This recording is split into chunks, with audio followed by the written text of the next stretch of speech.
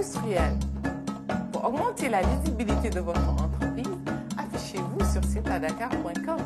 Pour vos clips publicitaires, votre site internet, vos films d'entreprise, contactez LS de Lori sur siteadakar.com, le magazine tout en vidéo qui parle aux Sénégalais partout dans le monde.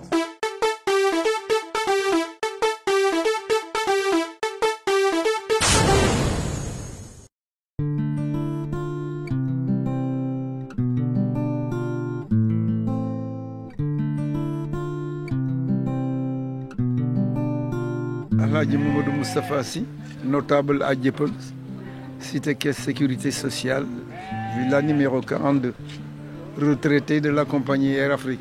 Pape Seydi laa tudd. Madani Jonathan Star. Aïssatou. Je m'appelle Jean-Pierre. Seynab Bodian. Je m'appelle Moustapha. Monteur la graphiste la. dama doon jàng couture pendant 3 ans pare naa maa ngi nii aw ma liggéey toog di xoole rek. Je suis entrepreneur en bâtiment. Infirmière d'état là. Tout ce qui devait marcher ne marche pas comme il se doit. Fesman bi c'est inutile amul benn njëriñ bon te xam Fesman bi ñun xaalis biñ ci dégg bari na bari waay goo xamante ni boo ko natt weesu na ko est-ce que comprendre nga loolu bu ñu ko jëloon je pense bien def ko ci courant bi dina tane quoi dina tane même bu deñul carrément ñun xam nañ ni courant bi ñoom lu ñu ciy gëmloo nekkul parce que chaque mois ñu jox ñu délai te xam nga duñu gis li ñu wax déjà ban mois la ñu waxoon mois de septembre xaw ma lan ci septembre lañ nekk ni dem nañ ba daanaka ci fin bi mais ba léegi ñi coupure yi bon xaw na wàññeeku mais dañul. 99% des policiers ne sont pas honnêtes. Man, je le dis franchement. Je pense que vaut mieux que les gendarmes prennent en charge ce dossier que la police. Parce qu'on a vu à chaque fois qu'on arrête un drogué, le lendemain matin tu le vois. S'il est libéré, c'est parce que ça veut dire que c'est un policier qui l'a libéré. Alors que tous les drogués que j'ai vus, les gendarmeries diap, tu les vois plus dans la rue.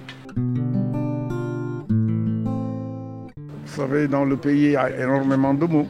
Téléstage yi moment bii mënuñ liggéey dañuy xëy suba ba ngoon xam nga benn demi journée nga am courant xam nga te da ngay yor ay commande nit ñi nekk sa nopp yu jàppal bàyyil xam nga boo dajee client bu compréhensif pour moom da nga am problème. su ma wax sama liggéey c'est pas organisé c'est pas n'importe qui fait n'importe quoi deuxièmement la vie est chère xam nga xaalis amul loo liggéey alors mu nga ko daal.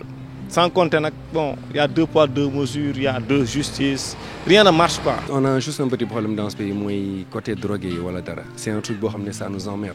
On habite à Dieuppeul tu comprends mais fii nii on a un sérieux problème mooy les drogués qui sont dans la rue instant ils nous emmerdent mënatoo dox à 2 pas sans que ñu jàpp la wala contrôler sans truc comme ça et ñun on voudrait que nit ñi jàppale ñu. Les gens ne sont pas soignés. Au niveau de la santé ça marche pas. affaire yi fi xewoon 23 yi métti na ma torop parce que yàq nañ lu bëri te li ñu yàq yëpp ñun ñoo ko moom loolu jaru ko woon. Quelque chose qui coûte très très cher au Sénégal c'est le loyer. Donc tout ce que tu travailles c'est pour le bénéfice des propriétaires des maisons. Avec ça tu payes la maison plus cher. Il faut que tu payes aussi l'électricité, tu payes l'eau sans compter les vivres et les frais d'hôpitaux. Vraiment il faut que les gens s'y mettent. Essayer de voir qu'est-ce qu'il faut faire. C'est trop cher le loyer. Par exemple, tu prends une chambre qui te coûte 80 000 francs plus que ton salaire et ta famille ne va pas manger, c'est pas aussi bien. C'est des choses vraiment à revoir au niveau du Sénégal. Surtout ici au niveau de Dakar. Je ne parle pas dans d'autres régions, mais au niveau de la capitale, les gens galèrent. Il y a un autre problème qui est motivé par la soumission de beaucoup de Sénégalais sous le joug des chefs religieux, alors qu'ils devraient prendre leur indépendance, croire en Dieu, rester avec Dieu et avoir une conscience pour choisir l'homme qu'ils veulent. La vie est dure, hein? Il y a des coupures de courant, on ne peut rien régler dans ce pays-là. Mais pour faire un devis, il faut attendre 2 jours, 3 jours. Et les loyers coûtent cher et tout.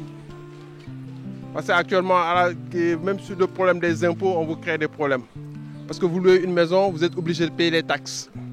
Et ça, c'est pas aussi quoi. Au lieu de diminuer les taxes, ils augmentent. Chaque fois, on augmente et chaque fois, on paye moins les gens. Il y a beaucoup de jeunes qui vont à l'école diplômés, mais n'ont pas de travail. Et vraiment, c'est mon souhait qu'ils essaient de trouver quelque chose pour les jeunes. Et qu'ils diminuent aussi les taxes municipales. Liggéey amul et puis dëkk bi metti na et puis lépp a cher daal. boo bëggee def daal doo am fooy amee xaalis waaw te tamit ñaan mi dafa métti. L'appui ça dégage là c'est pas bon au Sénégal. courant buy coupé nii rek day yàq suñu liggéey saa su ne moom waaye moo wax dëgg yàlla moom surtout ñoom liggéey si affaire yi moom bëri day yàq suñu dëkk si kii bi. gouvernement bi jàppale ñu si. L'État doit regarder aussi ce qu'il doit faire pour aider les Sénégalais. La vie est dure, les gars sont fatigués, sont fatigués carrément. ubbi ay complexe comme ça suñu genre yi bu ñu paree si kii ay centre de formation ñu am fi ñu defee stage yooyu noonu man loolu bëgg naa ko trop nag maa ngi nii fayal ma pendant 3 ans pare rek toog di xoole loolu moom neexul de bëgg naa am liggéey di jàppale sama yaay ndax ma war ma fi nekk sama papa gaañu na bëgg naa di jàppale sama yaay trop. Dans un premier temps, changer la mentalité des gens, quoi, tu vois, changer le régime et les politiciens qu'il y a dans ce pays. D'abord, il faut une conscience citoyenne. Je pense qu'il faut commencer par mettre les gens qu'il faut à la place qu'il faut. Il faut une conscience citoyenne. Moi, il faut que les citoyens aient un rôle.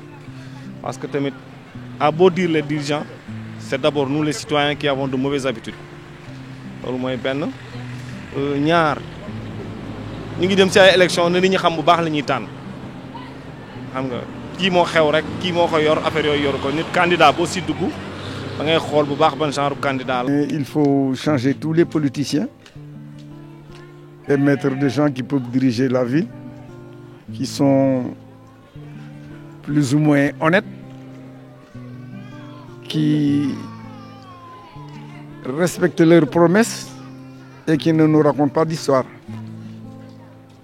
Il faut éviter aussi la tension qui existe entre les partis politiques. Parce que pour moi, tous les partis politiques sont pareils. Ils ne cherchent que leurs propres intérêts. Et c'est dommage. Trouver ay solution rek xam nga emploi bi gën a yomb parce que fu mu ne nii chômage bi ñi nekk en chômage bëri na men man maa ngi nii am say may diplôme maa ngi nii di chômer xam nga da ngay am benn liggéey boo xamante ne yow peut-être c'est pas en fonction de ce que tu as fait comme étude quoi xam nga moo tax affaire yi métti daal dëkk bi moom mooy loolu. malgérance gouvernement bi rek la ñu toll nii xam nga liggéeyuñu dara fi mu ñoom instant moom seen bopp rek la ñuy xalaatuñu ñi. Que les jeunes prennent les responsabilités, tu vois, en essayant d'enlever tout ce qui est vieillard et homme politique dans ce pays. Que nous devons gérer sunu dëkk bopp parce que tous les problèmes qu'on a c'est la politique. xool